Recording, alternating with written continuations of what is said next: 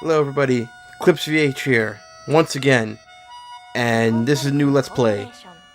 I actually haven't done an ULP, as the hip young folks are calling them nowadays, in a while. So we're gonna play Ys Origin, and let's pick a person to play. So at first, when you first play the game, you can only play as these two, and this guy you gotta unlock.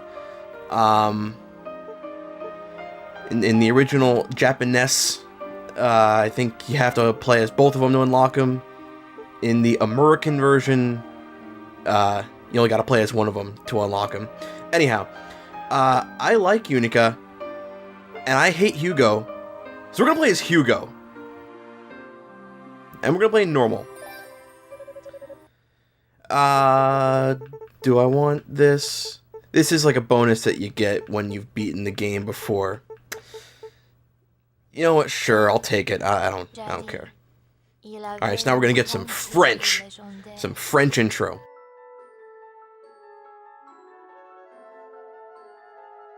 So I should probably mention how I came across this and came to play it. So you guys remember a while back when I did that Yomu game. So, according to the Tuhu Wiki, Yo-Yo Kengeki Muso has gameplay similar to Ys. And I read that, and my first thought was, what the fuck's a wise? So, of course, I looked it up, and I found out, well, one, it's pronounced Ys, and two, it's actually a Japanese JRPG series. Redundancy. Anyhow, so, there was a Japan Humble Bundle a long while back, a decent while back, a few months ago as of this recording, and there was two games there.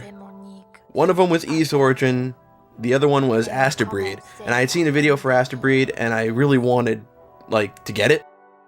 But I was only kind of interested in Ys Origin, and I was like, you know what, these two, I'll play them. I'll get them and I'll play them. I got the Humble Bundle. So, to date, I've played this game, I've played through this game at least a few times. Still haven't touched Asterbreed.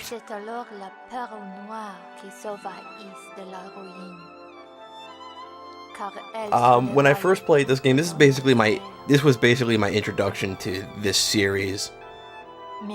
As of, like, now, I've only played, like, 2 other games in the series. So, yeah, I guess I can compare and contrast. I'm probably not going to, since I don't have a really good benchmark. Since the only other ones I played were 6 and 7. Anyway, well, I've been talking over this intro. The long and short of what's going on here is we got Ys, which is a kingdom, and they got these goddesses, which give them all magic and stuff. And one day, all this really bad stuff starts happening, and these demons and monsters start attacking. So, to try and protect themselves, they lift their city in the sky. But the monsters, they're not ones to give up easy. So they build a tower to catch up with them, to get to the sky, to get to them. Except now, the goddesses have disappeared without a trace, and without telling anybody, and nobody knows where they are. And that's the beginning of our story. That's our setup.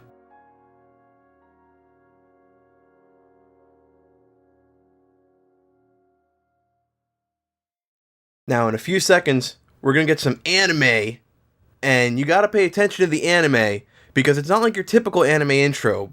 Pretty much all the stuff happening in it, relevant. And I'm gonna keep my mouth shut, because I genuinely like this intro, and I like the music.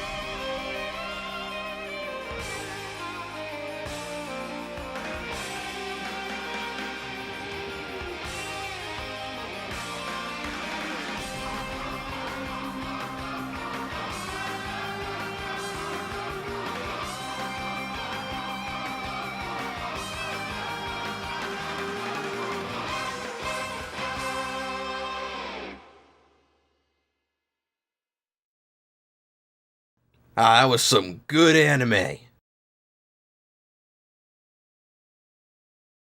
Okay, we're playing as Hugo Fact, and here's a good fact, haha, that you should keep in mind. Whenever we see this white text on the black background, that's Hugo reflecting on something his father told him.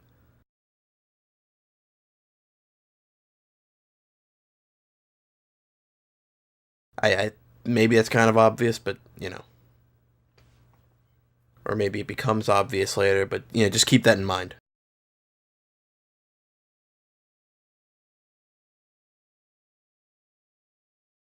So as I mentioned before, I haven't actually done an LP in a while. And, in case you're curious, I don't think anybody cares, but if you are curious, it's because I was working on a little project on my other channel. I'll leave a link to that in the description, and I won't mention it any further. If you want to check it out, click the link. Anyway, for now, we must concern ourselves with Boy in Black and his predicament.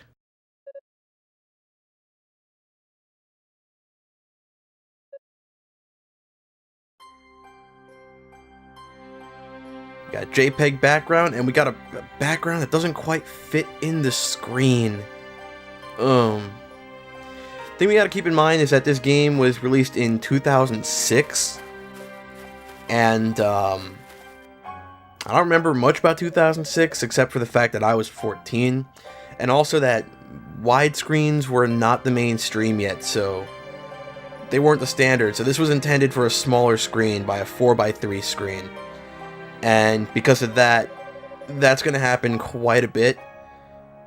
Luckily, the little seams aren't really too noticeable. But, I find if I find fault in everything, if you've listened to my commentary enough, you know that at least.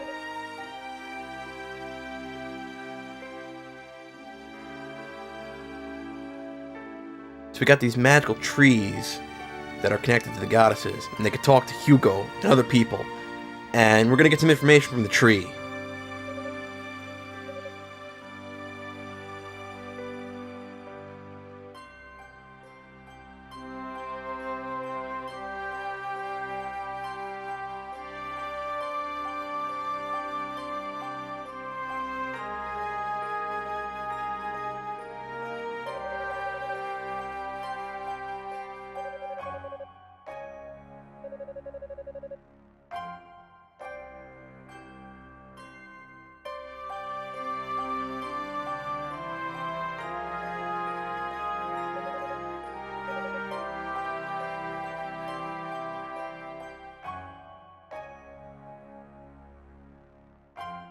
Yeah, so unlike Hugo's dialogue, I can't just press a button and advance the dialogue for the tree. It has to fade in and fade out on its own.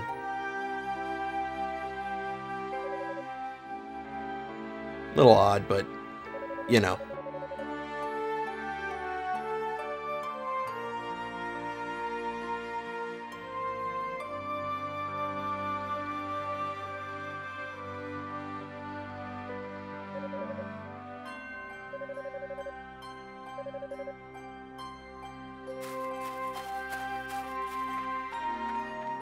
So rather than wait for the rest of the people who were sent down with, Hugo thinks, I'm gonna go on my own because I'm the best and I'm Hugo Fact and I'm gonna beat all the demons and I'm gonna rescue the goddesses and I'm gonna bring them home and we're gonna have beers and then we're gonna stuff. I'm not a big fan of Hugo, but that's why I chose him.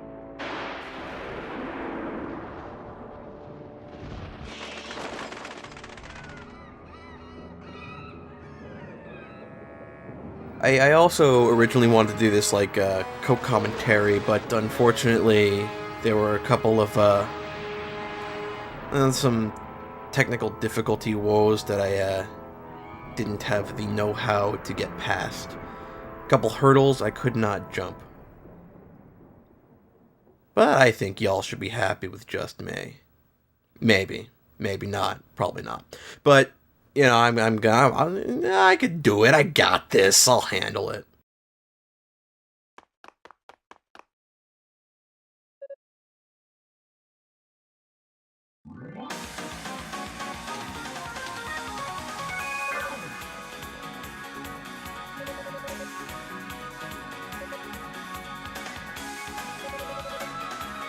So you've probably noticed by now that we haven't actually had any real gameplay yet. We're still in the middle of an intro. This game's got a long intro.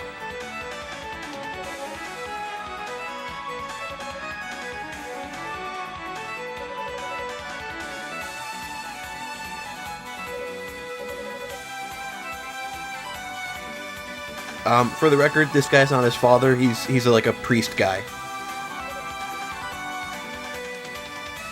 He's not any of their father.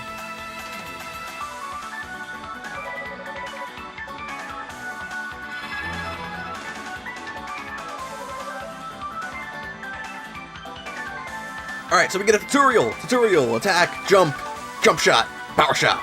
Alright, we don't need that. Well, I don't need that. So, we attack, we jump, we move around, and when we stop moving, we do a little power shot. And it's a little weird to get the timing right, but after a while you get used to it. And we also get boost mode, which I like to call rage mode for some reason. Anyway, our boost meter is that little circular thing by our character portrait, and when it's full, we do this. And for Hugo, it doubles his eyes of fact, essentially doubling our firepower. And he also deals more damage and takes less damage. If we were playing as Unica, it wouldn't give her anything special, but she would take, like, half damage and she would deal double damage, basically. So, same thing, except she doesn't double any firepower because she doesn't have firepower.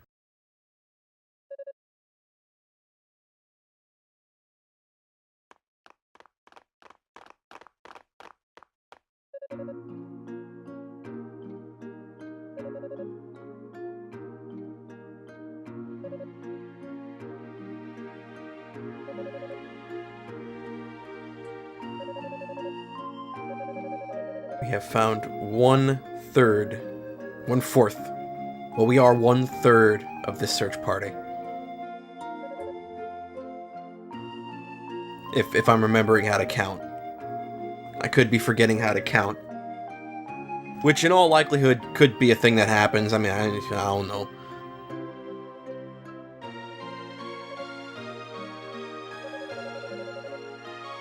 So if you remember the intro, we had that guy at the top of the tower, and he blew some black tentacles at the white sphere we came down in, and split up, and all that little split, that was all of our search party falling to the ground.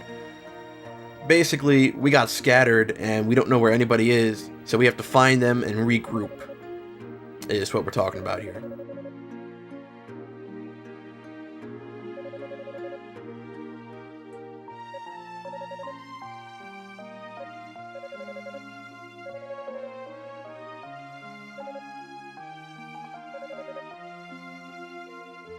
I like that too.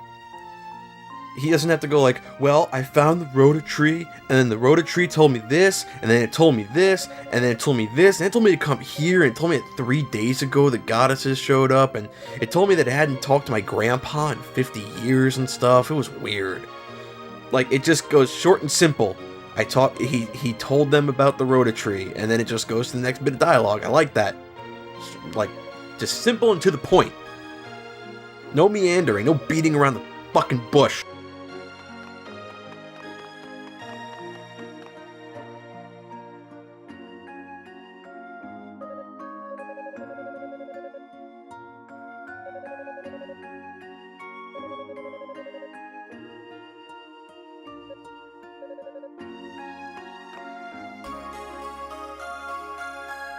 Alright, so Father Shion's going to explain this to us anyway, but I'm going to explain the crystal, and I'm going to beat him to the punch.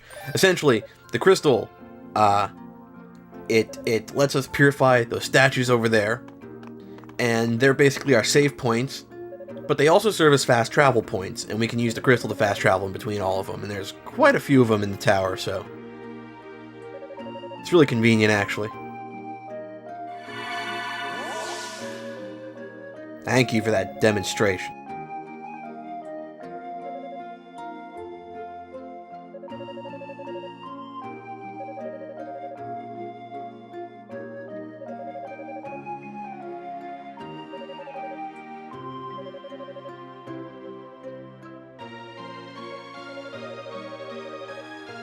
I just said that, Shion!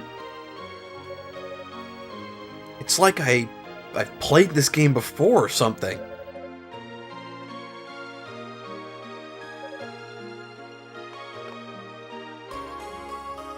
Alright, so what the Lilia shell is it's basically a shell phone. Ha ha ha ha ha ha! But seriously, it is pretty much a communications device.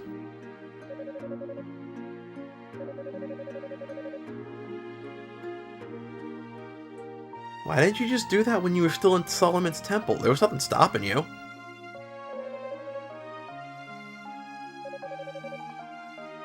Be fucking real useful right now. Everybody would just call you up and be like, hey, we're all lost. Should we just head to the tower or what? And you'd be like, yeah, go to the tower. We're waiting for you. There you go. No need to have Dino go out and search for everybody. Like, everybody would come on their own.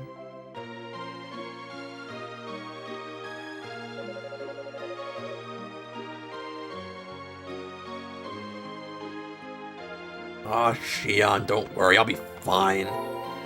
Alright, so I'm going to activate this save point, and where do I want to save? You know what, I'll save in 5.